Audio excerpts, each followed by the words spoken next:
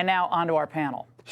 Joining me now is Jason Smith, chairman of the Ways and Means Committee, who conducted the first interview with these whistleblowers, and Congressman Byron Donalds of the Oversight Committee, who was in today's hearing. Congressman Donalds, as Jonathan Turley noted earlier today, I think the most damning moment of the entire proceeding may have been courtesy of, it was like an unintentional goal by the Democrat defense. And it came from Congressman Goldman of the Trump impeachment fame. Joe Biden has repeatedly denied, and it's completely not credible, that he never discussed his son's business dealings with him. But watch this exchange. Hunter told his dad, according to Rob Walker, quote, "I may be trying to start a company or try to do something with these guys." That doesn't sound much like Joe Biden was involved in whatever Hunter Biden was doing with the CEFC. Oh, but it does show that he told his father he was trying to do business. Oh, Congressman Donalds. So the pompous Goldman just dragged the president of the United States into this. That was sworn testimony by the whistleblower, now on the record. Listen, I totally agree with you. That did occur, and it was multiple instances in this hearing.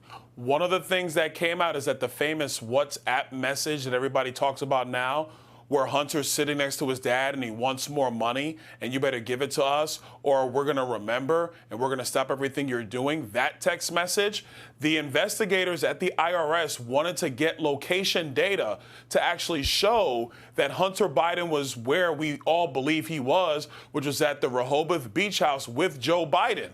The AUSA did not allow them to get the location data. This is simple investigative stuff. And Laura, look, I'm not an attorney. I'm a finance guy. But this is simple common sense. If you're trying to track down the flow of money and really see how deep your investigation goes, you simply get the location data. The DOJ stopped the investigators from doing that. And so there's more information that came out of this hearing that not only did Joe Biden know what was going on, but that Joe Biden in part was benefiting from what was going on. And Congressman Smith, look, at one point, I think it was Goldman, said, well, yeah, he might have been there, but there's no sense that he was involved in the business. Like, he might have been sitting next to him. But, I mean, it was so pathetic. And they didn't even really, I don't think, try, because they couldn't, to really impeach the witnesses at all. But there was another key moment from this hearing that really struck us at the Angle. Watch. And the transition team is a political operation set up to help the president-elect vet cabinet employees, work on inauguration. Do they have any special investigative powers I don't know about? Not that I would know of. In your entire history and working in history with the IRS, you ever worked with a transition team of a president to help set up an interview with a subject of a criminal investigation? I have not. Did you ever get to interview Hunter Biden? We did not. Congressman Smith, why is the transition team, the political team of the president, involved in, trying to prevent what was obviously the normal course of this investigation? They shouldn't be. You look at the numerous examples that both of these whistleblowers laid out. They gave countless examples where the Department of Justice, Biden's Department of Justice, delayed a lot of the investigations. They divulged a lot of information, like to the transition team, to Hunter Biden's lawyers, before they were going to issue a search warrant in the Northern Virginia storage unit. And then there's numerous examples where they denied prosecution. What's interesting, these people always tried to bring up is the fact that, the tax years of 2014, 2015, 2016 is when Joe Biden was vice president. And they're like, well, why wasn't there charges brought by Trump? They were still gathering the information, but the statute of limitations ran under President Biden for the tax years of 2014 and 15, which were some of the most horrendous crimes, according to the investigators. Yeah, the Chinese bank was sending millions, energy bank was sending millions of dollars.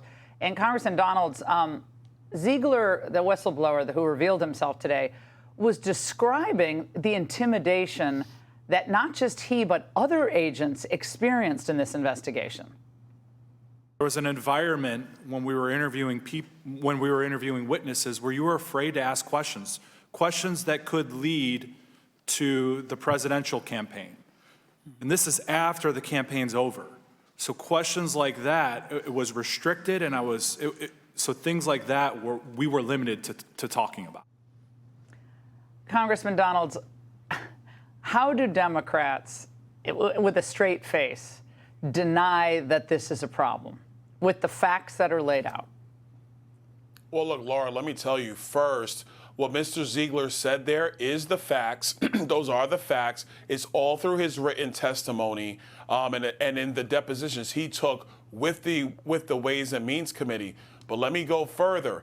In the hearing today, the Democrats didn't even bother going at the credibility of Mr. Ziegler and Mr. Shapley because they knew that would be utterly ridiculous. Well, all they wanted to do was focus on Donald Trump. That's all they did through this hearing, and it was disgusting. No talk about the money that Hunter Biden, Jim Biden, and Joe Biden were taking from foreign countries. They didn't acknowledge the fact that there was a international pay-for-play scheme that was going on with the Biden family. They only want to focus on Donald Trump. And I think it's also indicative of what's going on with Jack Smith and Merrick Garland right now, that it's just funny that these two whistleblowers come forward today and all of a sudden there's a new indictment with Donald Trump going on. There are serious problems at the Department of Justice, and it's going to take House Republicans to get to the bottom of it. Well, there was one moment, Congressman Smith, where Jamie Raskin was trying to argue that Hunter Biden actually received, I was howling when I watched this, actually received tougher treatment from the IRS. I think we have the soundbite. Let's watch. The fact that Hunter Biden faced a 4-year criminal probe involving dozens of agents and prosecutors from the IRS, the FBI, the U.S. Attorney's Office in Delaware, DOJ tax, demonstrates, to my mind at the very least, that he received no special treatment, but arguably selectively tougher treatment than the millions of the people who never face criminal investigation for doing the same thing. These are millions and millions of dollars in payments that were documented today. And how in this universe would that not be something that our IRS would want to understand and track?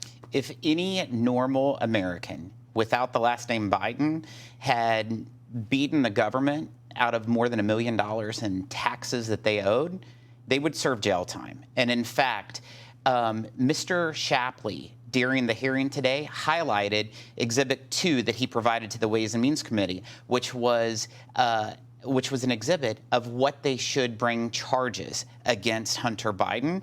And it outlined several felonies, several misdemeanors, all the way from tax years 2014 to 2019.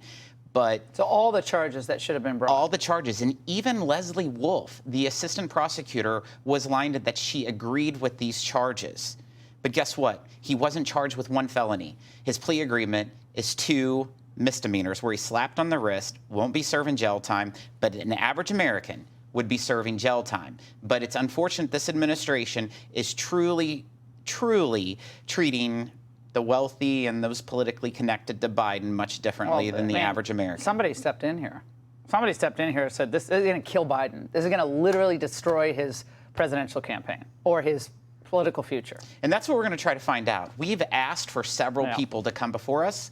They're trying to stall it, but let me tell you, we're not going to stop. All right, Congressman, both of you, thank you so much. Hey, Sean Hannity here. Hey, click here to subscribe to Fox News YouTube page and catch our hottest interviews and most compelling analysis. You will not get it anywhere else.